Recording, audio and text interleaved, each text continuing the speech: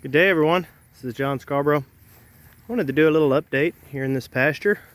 Come and show you all again. This is where we had moved the sheep into. I talked a little bit in the last video about how it seemed like that with this bahia they were taking the seed heads off and not really grazing a whole lot of the grass.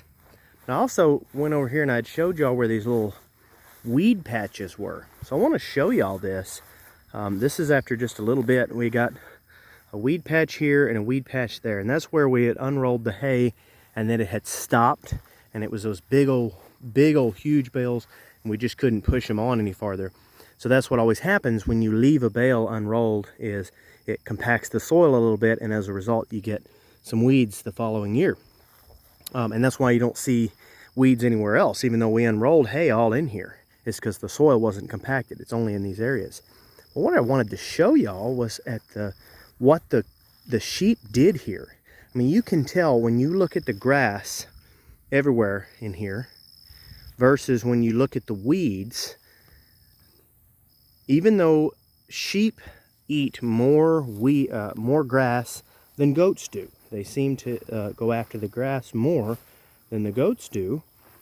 They still put a lot more damage on those weeds than the grass. I mean, the grass it's like, even with the grass, especially with this bahia, I'm noticing they really seem to love the stemmy portion, the seed head.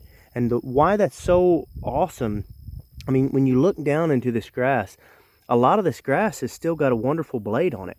And what that means is in most cases with sheep, a lot of people will say that you cannot run, you have to destock your cattle a little bit in order to run sheep. But what I'm noticing with this bahia grass is it seems to be like every time I run my cattle in, it seems like I'm not having to destock my cattle rate at all with this bahia, because of the way the sheep are grazing this bahia. Now, I don't know if it would be the same with any other grass, but that's my observation so far. I'm not telling anybody not. I would definitely destock in the beginning, but it is very interesting, especially if you have some bahia, the results that I'm seeing. Now, I'm not saying that they're not eating any of the blade. They are eating some of the blade in these places, but they're eating the seed heads first. They're really putting a lot of pressure on that, which causes the leaf to come out more. But guys, this is just amazing that they have hit the leaves of these weeds so hard. It's like the weeds are, like, these weeds are not coming back next year. I really don't think they are. And that's what's so wonderful about it, is this weed especially, and I'm not sure what this is, but I mean, you can see how substantial that gets. I mean, it is a big old chunky weed, and it'd get like that in one year, and bigger and thicker than that too.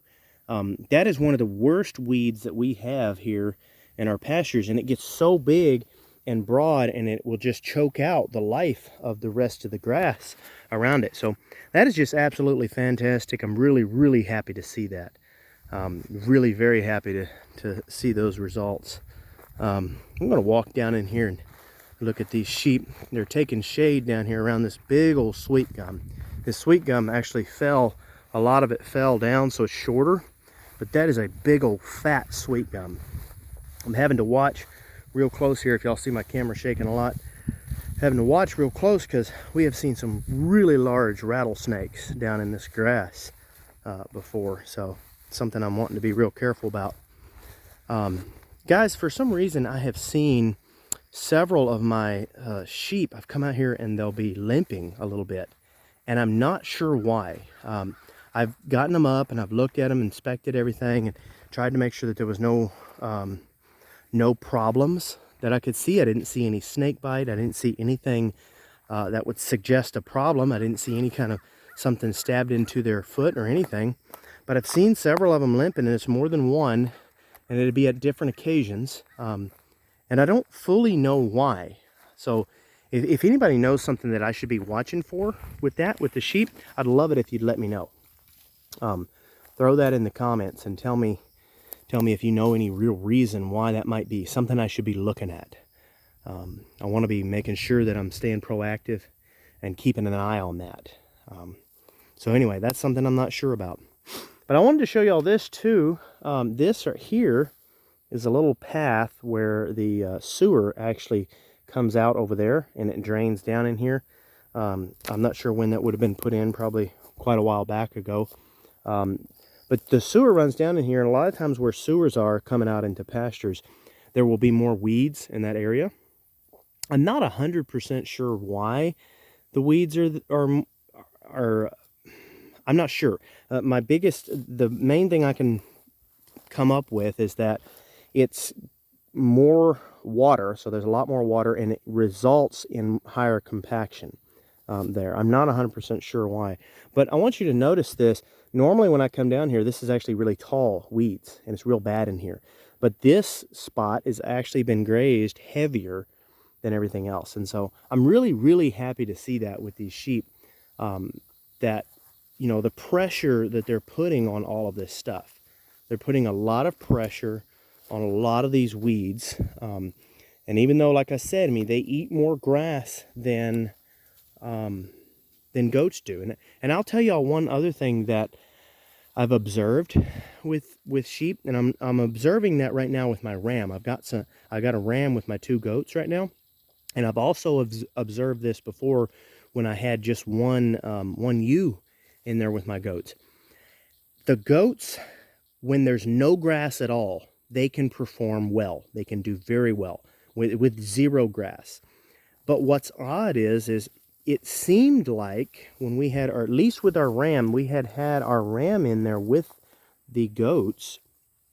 And to me, it seemed like that the ram started to go downhill a little bit when there was no grass. He just started to look a little bit more hungry, even though the goats were looking fat and really good. And this is just my own observation, and it's just been, you know, there's not enough evidence for me to say that this is the case. But what I've observed is, for at least for that sheep, there was, he started to get a little bit hungry. So we let him out into some grass, and of course the goats, you know, equally performing regardless.